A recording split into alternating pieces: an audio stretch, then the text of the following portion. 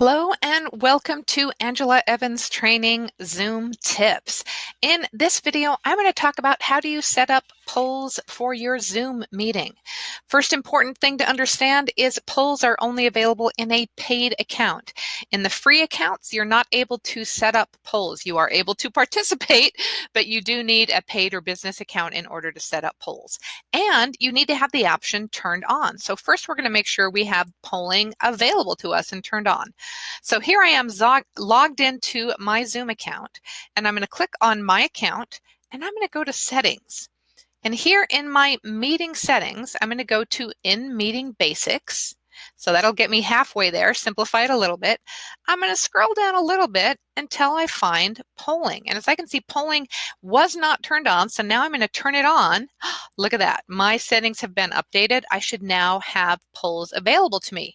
How exciting. So I'm going to go back to my homepage, go back to my account, and now I'm going to go to my meetings. And polls are attached to a specific Zoom meeting. So you can't create a poll and have it available for every single Zoom meeting unless you choose reoccurring or attach it to your personal meeting room. So if I know I want to run some polls in my meeting that's coming up, I recommend doing it in advance. You can kind of do it on the fly, but it's a little bit cumbersome, so I recommend doing it in advance. And here's how you do it in advance. You find your meeting. Imagine that I have a meeting called My Meeting with Polls. I'm going to click on that, brings up my meeting details. If I scroll down, now that I've turned on polls, I have an option that says you haven't created any polls. I'm going to click add.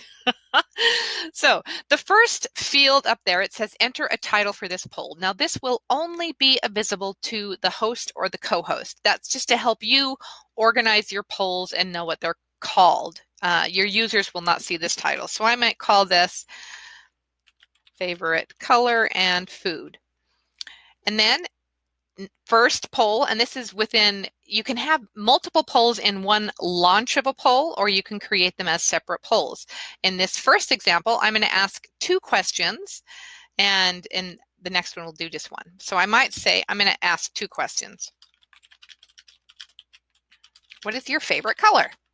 Now, this is the question that will display to your users. Now you want to know, will they only have one single choice option or multiple options? So I asked, what is your favorite color? So that's a single choice. So I'm going to keep single choice selected. And then I'm going to give them some options.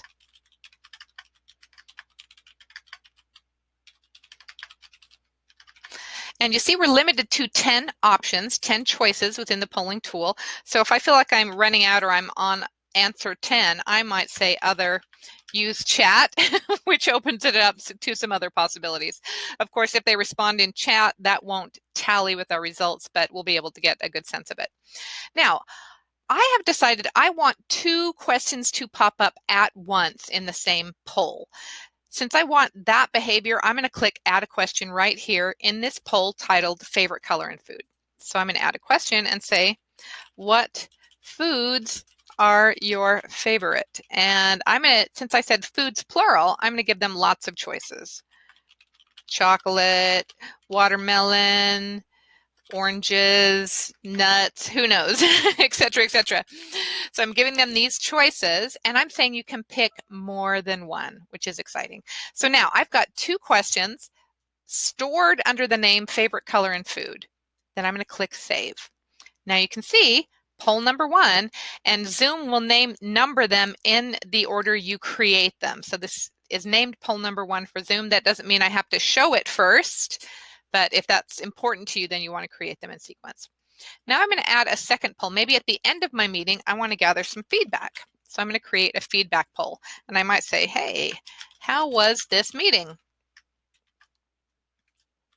Good, bad, ugly. So I'm going to give them some choices, and I'm going to decide if I want to limit them to one choice or they can pick more than one option. I am not going to have a second question. I want this just to be a single question poll, and I'm going to hit save. Now you can see they're attached to my meeting. I can click on the little drop-down arrow to get a sneak peek at what my poll looks like. If I want to proof it or make any changes, these polls are now available and attached to my meeting called My Meeting with Polls. So now, what do? We've created them. how does it work in meetings? So now I'm going to actually start a meeting and show you what the host sees and how they launch this tool.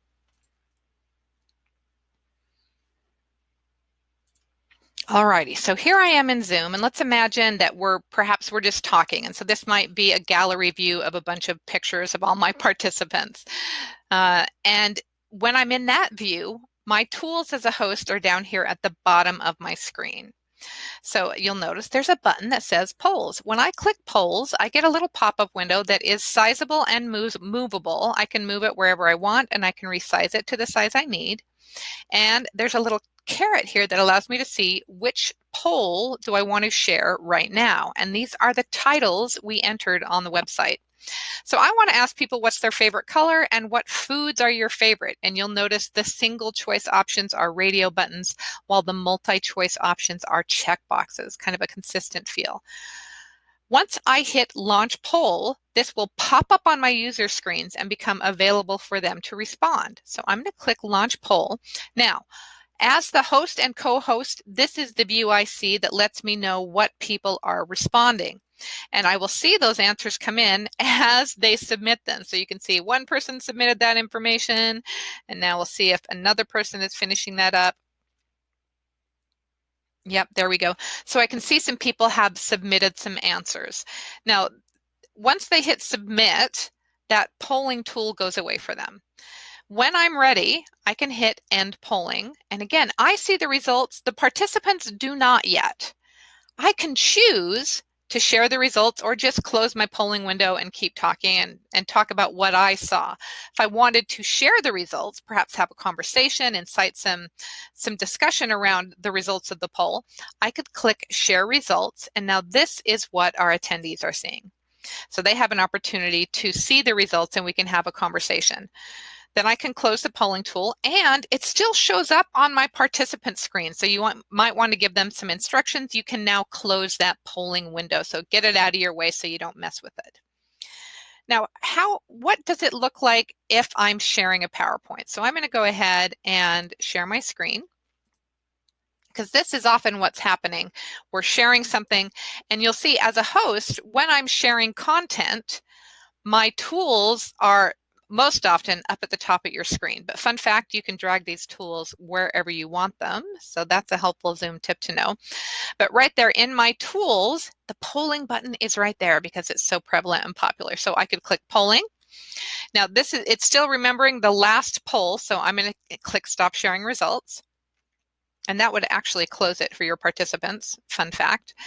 And then I'm going to select my second poll. So I know this is my feedback poll. How good was the meeting? They don't see anything. My participants aren't seeing this yet until I hit launch poll. And now my participants are having a chance to respond. And again, I will see those responses come in real time. So 2 people said this meeting was really awesome. So I can choose to end the poll and I could share the results. So now that I'm sharing the results, my participants are seeing, we could have the conversation. When I hit stop share, it actually closes it for my participants. So that's a fun fact that can make it a little less burden on your participants. And then I can close it and move on with my presentation. And that's how you create polls in Zoom. I hope that was helpful. Have a great day.